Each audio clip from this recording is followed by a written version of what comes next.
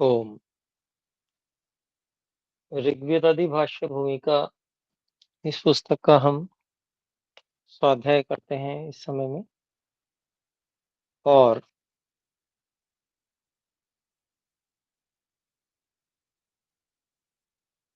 इस विषय में हमने जो वेद विषय विचार हैं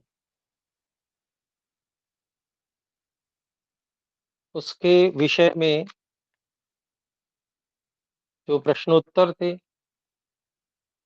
उनके संस्कृत भागों को देखा है।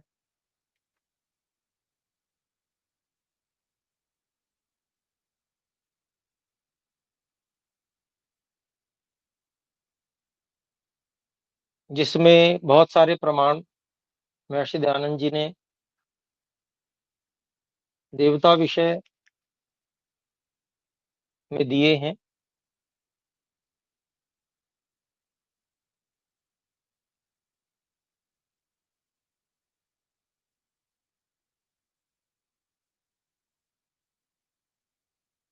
यज्ञ में देवता शब्द से किसका ग्रहण होता है, ये प्रश्न था।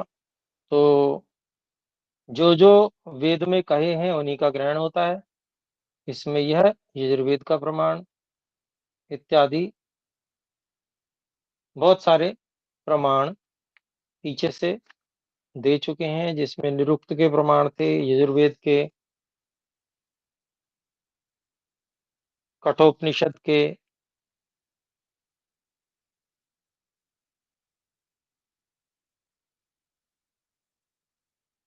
ऐसे ही ऋग्वेद के भी प्रमाण यहाँ पर प्रस्तुत किए गए। और उनमें से ये सिद्ध किया गया कि 33 देव कौन कौन से हैं वो भी, लेकिन उन सब में भी जो प्रधानता है ईश्वर की है, और ईश्वर की ही उपासना एकमात्र करने योग्य है। अन्य देव उपासना करने के योग्य नहीं है, उनका उपयोग लेना है, उनसे कार्य लेना है, लेकिन उपासना परमात्मा की ही करनी है। तो अन्य सभी चेतन और जड़ जितने भी देव हैं वो परमात्मा के ही आश्रित हैं, परमात्मा से शक्ति प्राप्त कर रहे हैं और फिर दे रहे हैं। ये सारी बातें यहाँ पर आई। और उनमें फिर ये 40 देव भी सब मनुष्यों की उपासना के योग्य हैं क्या, तो उसको भी उत्तर में ये बताया गया कि इनमें से कोई भी उपासना के योग्य नहीं है, किंतु व्यवहार मात्र की सिद्धि के लिए सब देव हैं, और सब मनुष्यों के उपासना के योग्य तो देव एक ब्रह्म ही है। इसमें यह प्रमाण है जो है वह दिया गया संस्कृत भाग में।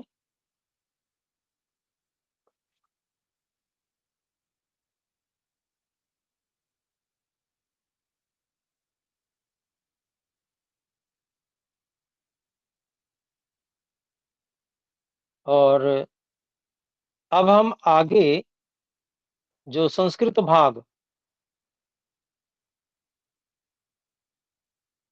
और आया है उसको हम पढ़ने वाले हैं।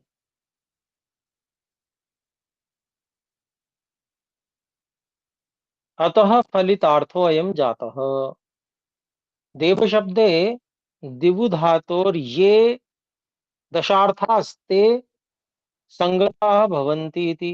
तद्यथा क्रीडा विजिगीषा व्यवहार द्युतिः स्तुति मोदः मदः स्वप्नः कान्तिः गतिश्चेति। येषामुभयत्र समानार्थत्वात् परन्तु अन्याः सर्वा देवताः परमेश्वर प्रकाश्याः सन्ति। स च स्वयं प्रकाशोऽस्ति।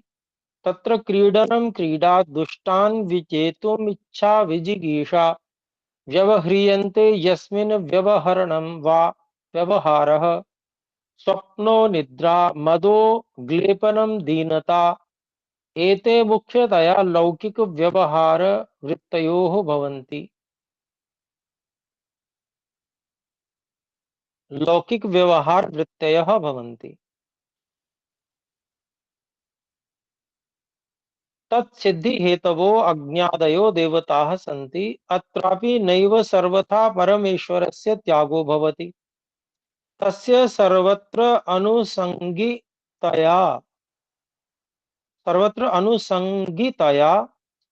सर्वोत्पादकाधारत्वात् तथा द्युतिर्द्योतनं प्रकाशनं स्तुतिर्गणेषु गुणकथनं गुणेषु गुणकथनं स्थापनं च मोदो हर्षः प्रसन्नता कान्तिः शोभा गतिर्ज्ञानं गमनं प्राप्तिश्चेति एते परमेश्वरे मुख्यवृत्त्या यथावत् संगच्छन्ते अतोऽन्यत्र तत्सत्तया गौप्यावृत्त्या वर्तन्ते। एवं गौणमुख्याभ्याम हेतुभ्यामुभयत्र देवतात्वं सम्यक् प्रतीयते। इसका भाषार्थ आर्य भाषा में देखते हैं। इससे यह सिद्ध हुआ कि दिवु धातु के जो 10 अर्थ हैं वे व्यवहार और परमार्थ इन दोनों अर्थों में यथावत घटते हैं, क्योंकि इनके दोनों अर्थों की योजना वेदों में अच्छी प्रकार से की गई है। इनमें इतना भेद है कि पूर्वोक्त वसु आदि देवता परमेश्वर के ही प्रकाश से प्रकाशित होते हैं और परमेश्वर देव तो अपने ही प्रकाश से सदा प्रकाशित हो रहा है। इससे वही एक सबका पूज्य देव है।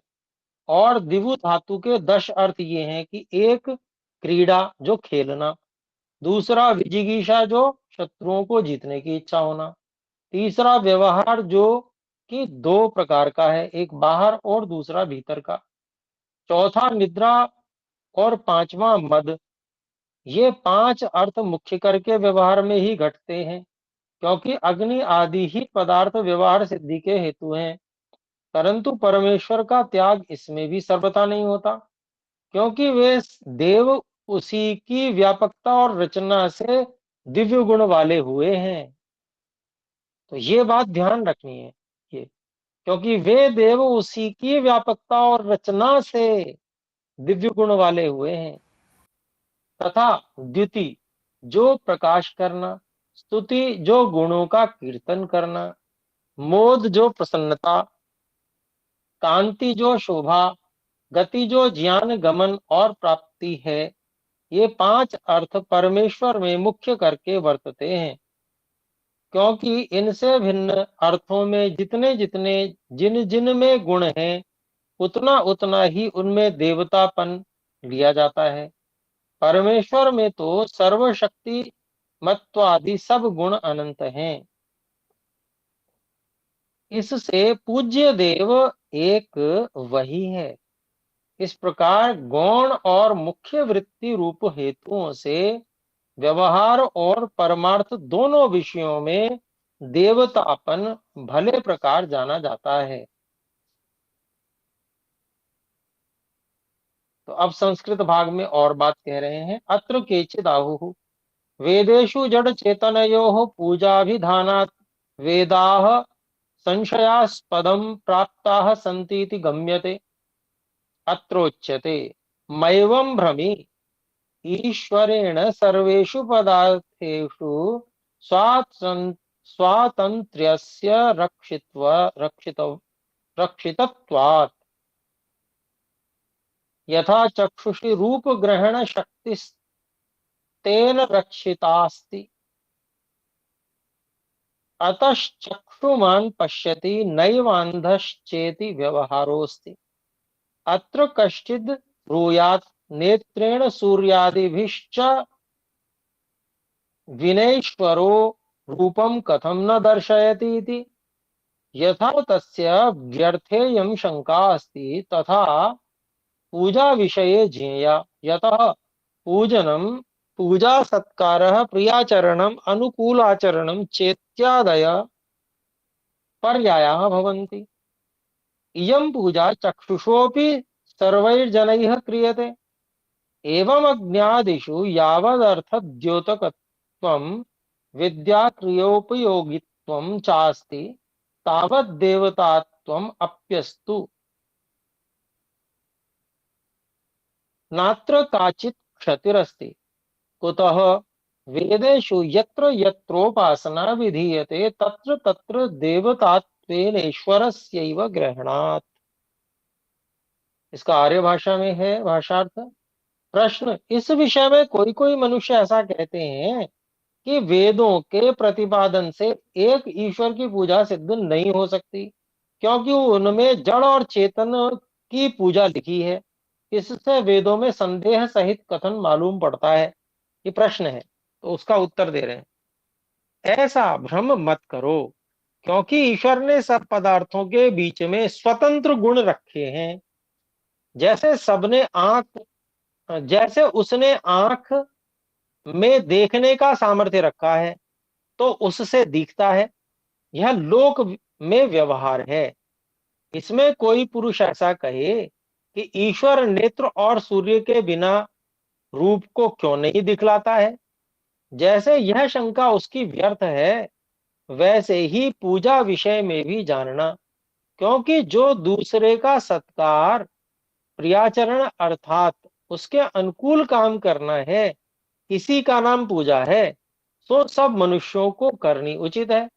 इसी प्रकार अग्नि आदि पदार्थों में जितना जितना अर्थ का प्रकाश, दिव्य गुण, क्रिया सिद्धि और उपकार लेने का संभव है, उतना उतना उनमें देवपन मानने से कुछ भी हानि नहीं हो सकती, क्योंकि वेदों में जहां जहां उपासना व्यवहार लिया जाता है, वहां वहां एक अद्वितीय परमेश्वर का ही ग्रहण किया है।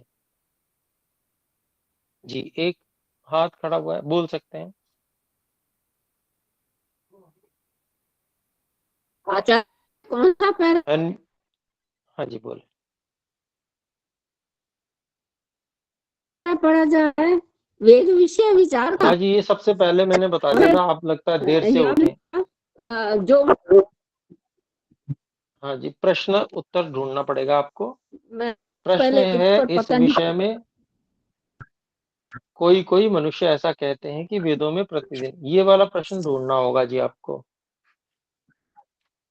है ना जी। प्रश्न ढूंढ लीजिए। अच्छा इससे ठीक है। पहले एक प्रश्न है, क्या ये 40 देव भी सब मनुष्यों की को उपासना करने योग्य हैं? ये प्रश्न उससे पहले, उसके बाद वाला प्रश्न है, उसका उत्तर पढ़ा गया है। ठीक है जी। Page number 87। जी, मेरी पुस्तक में 81 है। ठीक है, कोई बात नहीं, अलग अलग पुस्तकें हैं। जी, तो अभी सभी म्यूट कर लें। धन्यवाद। तो देखें, अब संस्कृत भाग आरंभ हो रहा है। तो जो पूर्व में अभी जो बात पढ़ी गई, प्रश्नोत्तर था, उसमें यह बात स्पष्ट रूप से आ गई कि वेदों में देवताओं का कथन होने से सभी देवों का सत्पूजा करना, ये कोई विधान नहीं होता। देवताओं का कथन करने से उनके गुणों का उपयोग लेना, यही अभिप्राय ग्रहण किया जा सकता है। लेकिन उपासना तो एक अद्वितीय परमेश्वर की ही करनी योग्य है, जिस परमात्मा ने व्यापक होकर रचना करते हुए सभी पदार्थों में गुणों को धारण कर रखा है। ये ईश्वर की ही शक्ति है, तो इसलिए उपासना भी ईश्वर की ही करनी योग्य है। अन्य जड़ पदार्थों इत्यादि की अथवा आत्माओं की, जो शरीरधारी हैं, उनकी उपासना करनी योग्य नहीं है। अब आगे संस्कृत भाग थोड़ा सा है।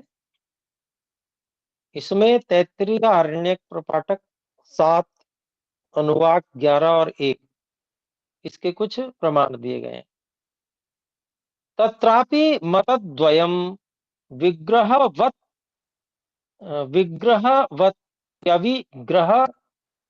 देवता भेदात् तच्चोभयम् पूर्वं प्रतिपादनात् पूर्वं प्रतिपादितम अन्यच्च, ये प्रमाण है दो।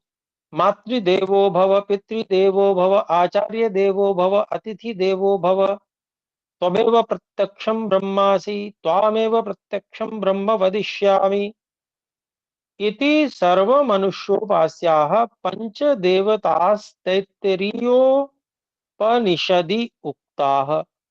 यथात्र माता पितरौ आचार्योतिथिश्चेति सशरीरा देवताः सन्ति, एवं सर्वथा निःशरीरम ब्रह्मा अस्ति। भाषा, इस देवता विषय में दो प्रकार का भेद है, एक मूर्तिमान और दूसरा अमूर्तिमान। जैसे माता पिता आचार्य अतिथि ये चार तो मूर्तिमान देवता हैं, और पांचवा पर ब्रह्म अमूर्तिमान है, अर्थात उसकी किसी प्रकार की मूर्ति नहीं है। इस प्रकार से पांच देव की पूजा में यह दो प्रकार का भेद जानना उचित है। तो यहाँ भी पूजा सत्कार से अभिप्राय है, तो माता पिता आचार्य और अतिथि इनका सत्कार करना, लेकिन उपासना केवल परमात्मा की करनी।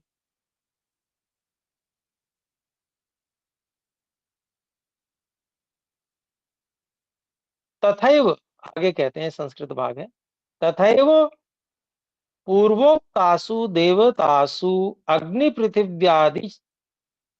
पृथिव्यादित्य चंद्रमो नक्षत्राणि चेति पंच वसवो विग्रहवत्यः सन्ति। एवं एकादश रुद्रा द्वादशादित्या मनः षष्ठानि ज्ञानेन्द्रियाणि वायुरंतरिक्षं द्यौर्मन्त्राश्चेति शरीररहिताः। तथा स्तनयित्नु विधि यज्ञौ च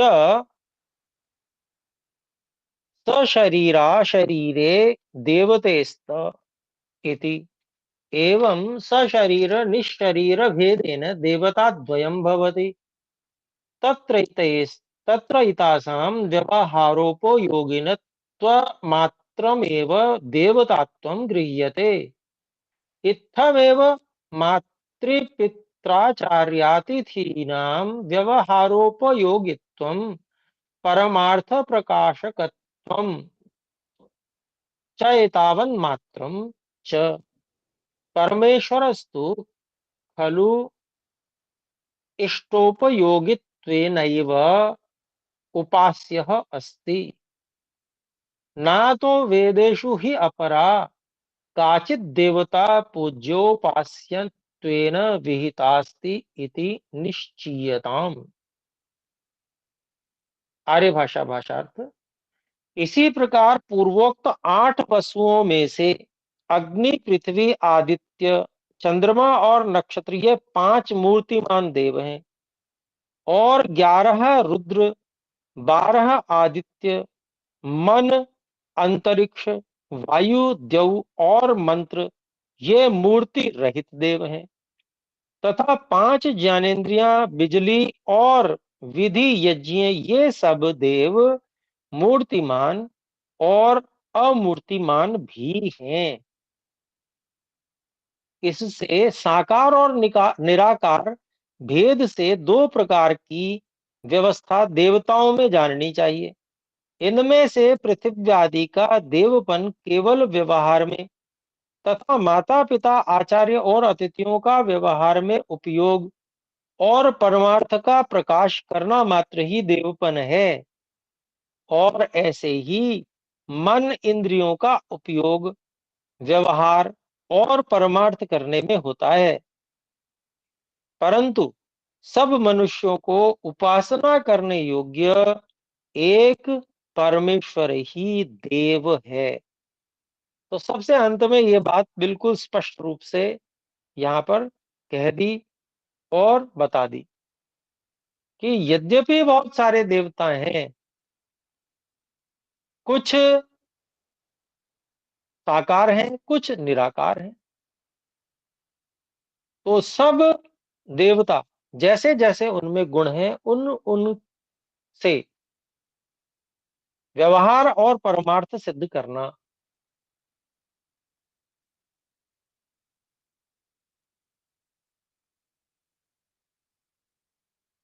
जड़ और चेतन सभी से, और केवल उपासना परमात्मा की ही करनी चाहिए। जी कुछ कहना चाहते हैं, बोले। अनम्यूट करें जी, गलती से।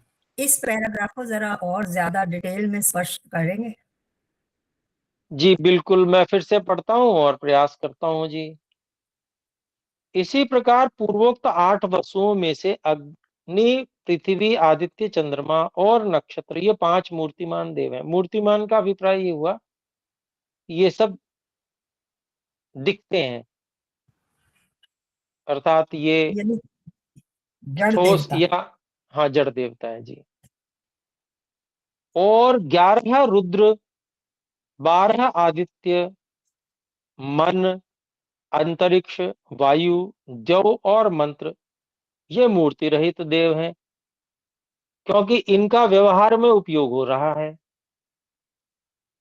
और इनको देखा नहीं जा सकता।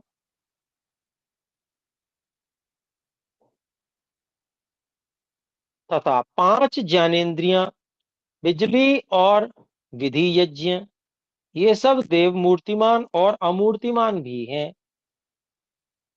इंद्रियों की शक्ति रूप द्रव्य अमूर्तिमान और गोलक मूर्तिमान है। तो क्या क्या अमूर्तिमान है और मूर्तिमान है? जो शक्ति रूप है वो अमूर्तिमान है, और जो गोलक रूप है बाहरी इंद्रियों में, वो मूर्तिमान है। विद्युत और विधि यज्ञों में जो जो शब्द तथा ज्ञान अमूर्तिमान है, क्योंकि शब्द भी कोई दिखने वाली वस्तु नहीं है, और शब्दों के द्वारा जो ज्ञान होता है वो भी कोई दिखने वाली वस्तु नहीं है। एक लेकिन मिनट, बिजली और विधि यज्ञ, इसको जरा बताएं। बिजली और विधि यज्ञ हाँ, से क्या मतलब? देखिए, बिजली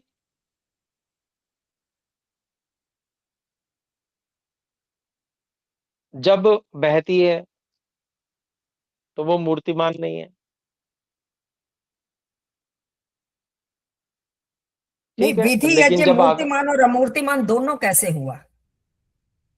जी जी जी, देखिए, पहले बिजली की बात आपने की, फिर विधि यज्ञ, तो बिजली समझ में आ गया आपको, मान लिया जाए, है ना। हम्म। चलिए, विधि यज्ञ में कह रहे हैं शब्द और ज्ञान जो है वो अमूर्तिमान है। हम्म। विधि यज्ञ में कुछ संकेतों के द्वारा, कुछ सांकेतिक प्रक्रियाओं के द्वारा यज्ञ किए जाते हैं, है ना। हाँ जी। तो उसमें जो सांकेतिक प्रक्रियाएं हैं वो तो मूर्तिमान है, लेकिन उनमें जो शब्द और ज्ञान उससे उत्पन्न हो रहा है, जो शब्द बोल रहे हैं वो भी अमूर्तिमान है। भाई, जब हम यज्ञ करते हैं उसमें कुछ प्रक्रिया करते हैं, तो उसमें बोलते भी हैं, बोलते हैं तो शब्द हैं, तो उनके जो शब्द हैं वो क्या है, अमूर्तिमान है। और उन शब्दों से जो ज्ञान उत्पन्न हो रहा है, जिसका प्रयोजन, जिस जो जो यज्ञ था, जिस प्रयोजन के लिए था, जिसके लिए वो सारी सांकेतिक प्रक्रियाएं बनाई गई थी, वो ज्ञान उत्पन्न होना, वो भी तो अमूर्तिमान है। तो इसमें भी मूर्तिमान और अमूर्तिमान आप नहीं, समझ गए होंगे। मूर्तिमान क्या है वो नहीं समझ आए। अमूर्तिमान तो समझ आ गया कि शब्द जो है, जो प्रक्रियाएं करते हैं, क्या वो मूर्तिमान है?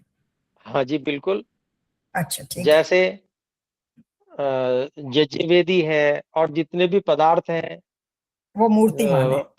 पुरोडाश है, बनाया जाता है, मूर्तिमान है वो। ठीक है, धन्यवाद। ठीक है जी, धन्यवाद जी। धन्यवाद जी। इसमें साकार और निराकार भेद से 2 प्रकार की व्यवस्था देवताओं में जाननी चाहिए। इनमें से पृथ्वी आदि का देवपन केवल व्यवहार में, माता पिता आचार्य और अतिथियों का व्यवहार में उपयोग और परमार्थ का प्रकाश करना मात्र ही देवपन है।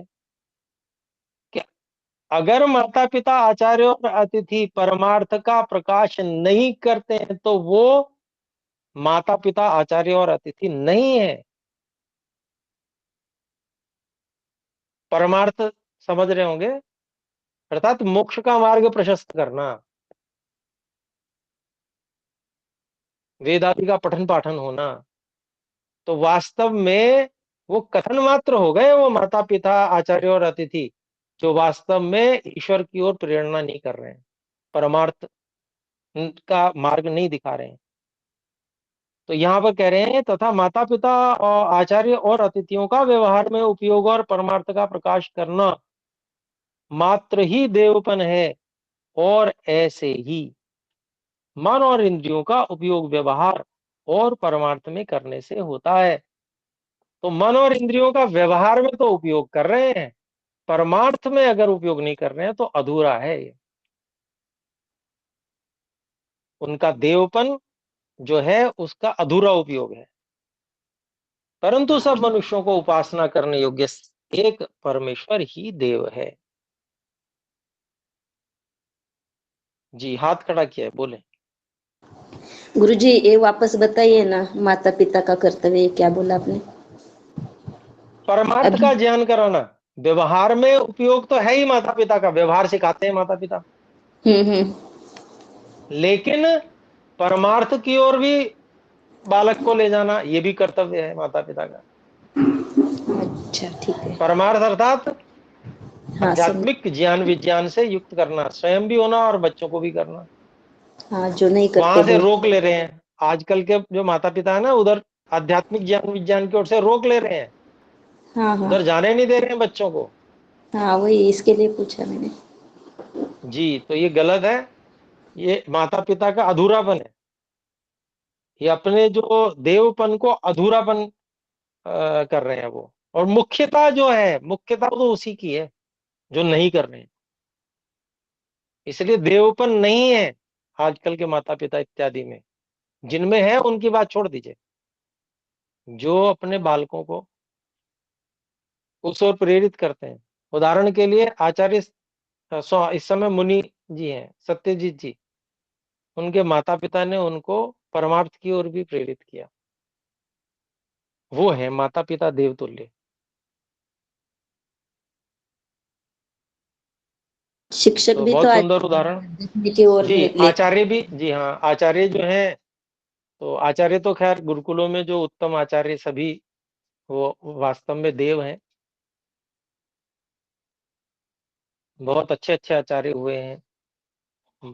सबसे जिन्होंने गुरुकुल परंपरा को आरंभ किया, स्वामी श्रद्धानंद जी, महर्षि दयानंद जी तो देवतुल्य हैं ही हैं। चलिए आगे बढ़ते हैं। संस्कृत भाग। अतः इदानीन्तनाः केचिदार्या यूरोप खण्डवासिनश्च भौतिकदेवतानामेव पूजनं वेदेषु अस्ति इति ऊचुः वदन्ति च तदलीकतरमस्ति। यथा यूरोप खण्डवासिनो बहवः एव वदन्ति पुरा ह्यार्या भौतिकदेवतानां पूजका आसन् पुनस्ताः सम्पूज्य बहुकालानन्तरे परमात्मानं पूज्यं विदुरिति तदपि असत्। तेषां सृष्टि आरम्भम् आरभ्य अनेकैः इंद्र वरुण अग्नि आदिभिः नामभिः वेदोक्त रीत्या ईश्वरस्यैव उपासनानुष्ठान आचर आगमात् आचार आगमात्। इसका आर्य भाषा में बताते हैं। प्रश्न, कितने ही आजकल के आर्य और यूरोप देशवासी अर्थात अंग्रेज आदि लोग इसमें ऐसी शंका करते हैं कि वेदों में पृथ्व्यादि भूतों की पूजा कही है। वे लोग ये भी कहते हैं कि पहले आर्य लोग भूतों की पूजा करते थे और फिर उन्हें पूजते पूजते बहुत काल पीछे उन्होंने परमेश्वर को भी पूज्य माना था।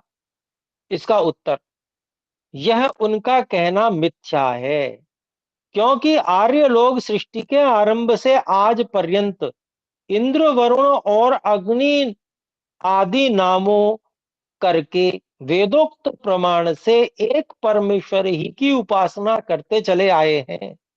इस विषय में अनेक प्रमाण हैं, उनमें से थोड़े से यहां भी लिखते हैं। तो जो लोग इस प्रकार की बात करते हैं, किसी को छोड़ा नहीं ऋषि दयानंद जी ने, क्योंकि उस समय भी जैसे लोग आज बात करते हैं ना, इसी नास्तिक जैसे लोग ऐसे तब भी करते थे। उन्होंने सब बातों का बिल्कुल विस्तार से प्रमाण सहित और उत्तर प्रदान किया है। स्वयं वेदों का ज्ञान जिन ऋषियों ने प्रचारित किया, ब्रह्मा आदि ऋषियों ने, क्या वे स्वयं वेदों का अर्थ नहीं जानते थे? क्या वे वेदों के अनुसार ईश्वर की उपासना नहीं करते थे? ये तो बिल्कुल बेकार का, जिसको कहते हैं ना, बच्चों जैसा आरोप लगाया गया है, जैसे कोई जानता कुछ ना हो और फिर आरोप लगावे। तो अत्र प्रमाणेन अग्निमीळे अस्य मंत्रस्य व्याख्याने हि इंद्रम मित्रम ऋग्मन्त्रोऽयम् अस्य उपरि इममेव अग्निं महान्तम् आत्मानम् इत्यादि निरुक्तं च लिखितम् तत् तत्र द्रष्टव्यम् तथा तदेव अग्निस्तदादित्यस् इति यजुर्मन्त्रश्च। ऋग्वेद का एक मंत्र और ले रहे हैं। ओम तमीशानं जगतस्तस्तुषस्पदिन्धियञ्जिन्वमवसे हूमहे वयम् पूषानो यथा वेद साम सद्विदे रक्षिता पायुरदप्तः स्वस्तये। ऋग्वेद का एक और मंत्र। ओम हिरण्यगर्भः समवर्तताग्रे भूतस्य जातः पतिरेक आसीत् तदाधार पृथिवीं यामुते मां कस्मै देवाय हविषा विधेम इत्यादयो नव मंत्रा एतद् विषयाः सन्ति। ओम, अब ये यजुर्वेद के मंत्र हैं। ओम प्रतद्वोचेदमृतं नु विद्वान् गन्धर्वो धाम विभृतं गुहासत् त्रीणि पदानि निहिता गुहास्य यस्तानि वेद स पितुः पिता सत्। ओम सरो बन्धुर्जनिता स विधाता धामानि वेद भुवनानि विश्वा यत्र देवा अमृतमानशानास्त्रितीये धामन्नध्यैरयन्त। ओम परित्य भूतानि परित्य लोकान् परित्य सर्वाः प्रतिशो दिशश्च उपस्थाय प्रथमजामृतस्यात्मनात्मानमभिसंविवेश। ओम वेदाहमेतं पुरुषं महान्तमादित्यवर्णं समसः परस्तात् तमेव विदित्वादि मृत्युमेति नान्यः पन्था विद्यते यनाय। ओम तदेजति तन्नैजति तद्दूरे तद्वन्तिके तदन्तरस्य सर्वस्य तदु सर्वस्यास्य बाह्यतः। ओम सपर्यगाचुक्रमकायमव्रण इत्यादि च।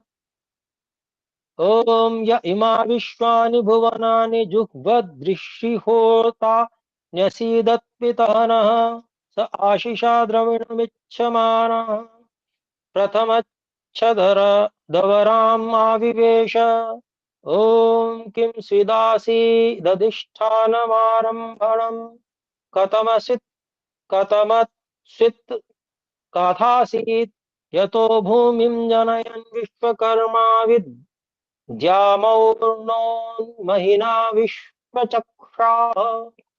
ओम विश्वतश्चक्षुरुत विश्वतो मुखो विश्वतो बाहुरुत विश्वतस्पात् स बाहुभ्यां नमति संपतत्रैर्द्यावा भूमि जनयन् देव एकः। ये सभी यजुर्वेद के मंत्र हैं। इत्यादयो मंत्रा यजुषि बहवः सन्ति तथा सामवेदस्योत्तरार्चिके त्रिकम्। तो सामवेद के भी बहुत सारे मंत्र यहाँ पर दिए हैं। ये संस्कृत भाग काफी लंबा है, तो इसको देख लेते हैं, पढ़ लेते हैं। ओम अभित्वा शूरनो नुमो दुग्धा इव धेनवः ईशानमस्य जगतः स्वदृशि मीशानमिन्द्र तस्थुषः ॐ न त्वावाम् अन्यो दिव्यो न पार्थिवी न जातो न जनिष्यते अश्वायन्तो मघवन्निन्द्रवाजिनो गव्यन्तस्त्वा हवामहे इत्यादयश्च। ॐ नासदासीन्नो सदासीत्तदानीं नासीद्रजो नो व्योमा परो यत् किमावरीवः कुहकस्य शर्मन्नम्बः किमासीत् गहनं गभीरम् ॐ इयं विसृष्टिर्यथा बभूव यदि वा दधे यदि वा न यो अस्याध्यक्षः परमे व्योमन् सो अङ्गवेद यदि वा न वेद इत्यन्ताः सप्त मंत्रा ऋग्वेदे। ये ऋग्वेद के मंत्र हैं और अथर्ववेद के मंत्र। ओम यत्परममवं यच्च मध्यमं प्रजापतिः ससृजे विश्वरूपं कियतास्कम्भः प्रविवेश तत्र यन्न प्राविशत् कियत्तद्बभूव। ओम यस्मिन् भूमिरन्तरिक्षं द्यौ यस्मिन् ध्याहिता यत्राग्निश्चन्द्रमाः सूर्यो वातस्तिष्ठन्त्यार्पिताः स्कम्भं तं ब्रूहि कतमः स्विदेवसः इत्यादयोऽथर्ववेदेऽपि बहवो मन्त्राः सन्ति। एतेषां मन्त्राणां मध्यात् केषाञ्चिदर्थः पूर्वप्रकाशितः केषाञ्चिदग्रे विधास्यते अत्राप्रसङ्गान्नोच्यते। इसके बाद में कठवल्ली उपनिषद के मंत्र हैं। ओम अणोरणीयान् महतो महीयान् आत्मास्य जंतो निहितो गुहायां तमक्रतुः पश्यति वीतशोको धातुः प्रसादान् महिमानमात्मनः।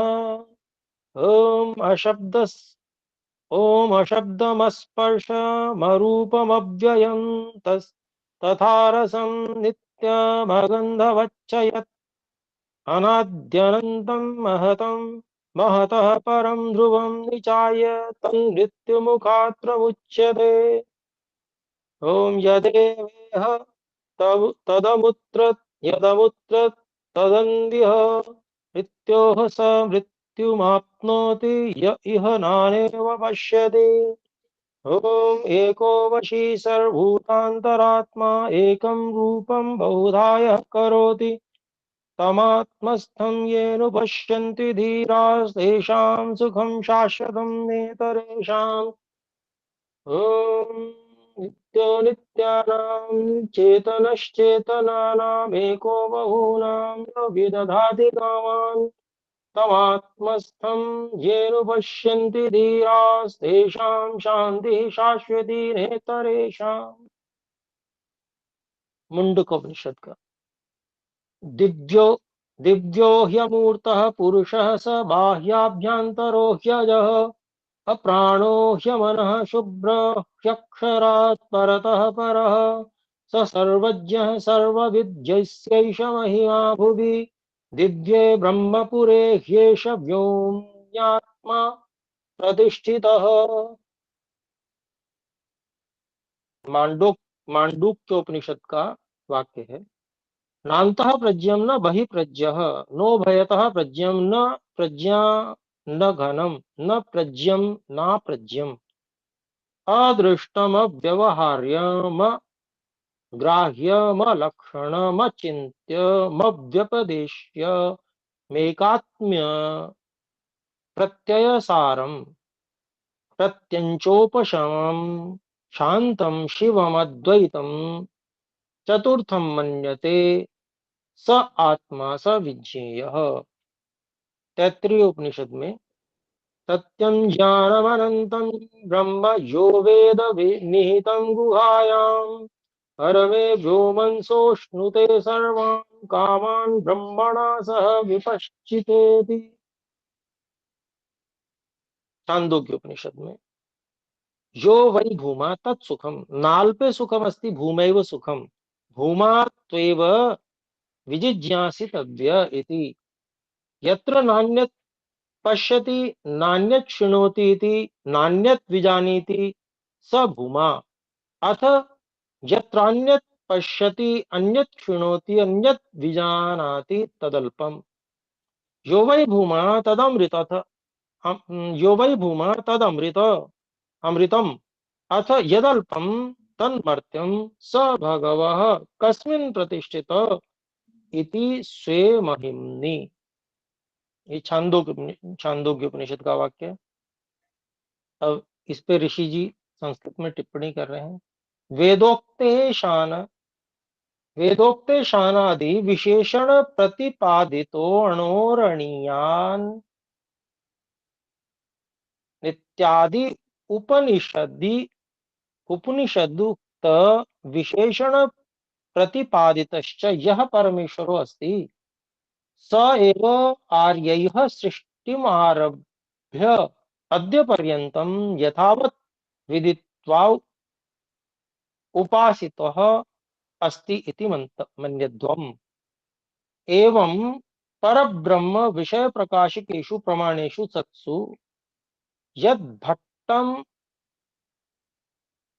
यद्भट्ट मोक्ष मूलरैः उक्तम आर्याणां पूर्वम ईश्वर ज्ञानम नासीत् पुनः क्रमजातम् इति न तत्शिष्ट ग्रहणार्हम अस्ति इति विजानीमः। तो यहाँ पर इतने सारे प्रमाण दे दिए, इनके बहुत से अर्थ पहले लिख चुके हैं, आगे भी इनके अभिप्राय बताएंगे। अभी केवल प्रमाण के लिए ये दिए हैं, इसका आर्य भाषा में अभिप्राय जो दे रहे हैं।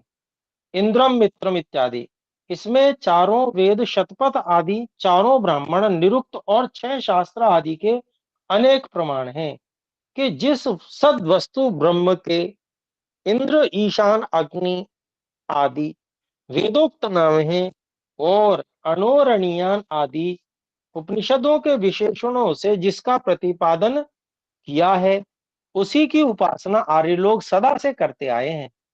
इन मंत्रों में से जिनका अर्थ भूमिका में नहीं किया है, उनका आगे वेद भाष्य में किया जाएगा। और कोई कोई आर्य लोग किंवा यूरोप आदि देशों में रहने वाले मोक्षपूलर आदि लोग कहते हैं कि प्राचीन आर्य लोग अनेक देवताओं और भूतों की पूजा करते थे। यह उनका कहना व्यर्थ है, क्योंकि वेदों और उनके प्राचीन व्याख्यानों में अग्नि आदि नामों से उपासना के लिए एक परमेश्वर का ही ग्रहण किया है, जिसकी उपासना आर्य लोग करते थे। इससे पूर्वोक्त शंका किसी प्रकार से नहीं आ सकती। तो उनका कहना बिल्कुल गलत है, बिल्कुल झूठ है, और ये इस बात को अनेक प्रमाणों से यहाँ पर सिद्ध किया है। आगे भी अनेक प्रमाणों का अभिप्राय संस्कृत भाषा और आर्य भाषा में व्यक्त करेंगे। तो आज समय हो चुका है, हम इतना ही आज का पाठ रखते हैं। और आइए हम सब मिलकर एक बार ओम का उच्चारण करें।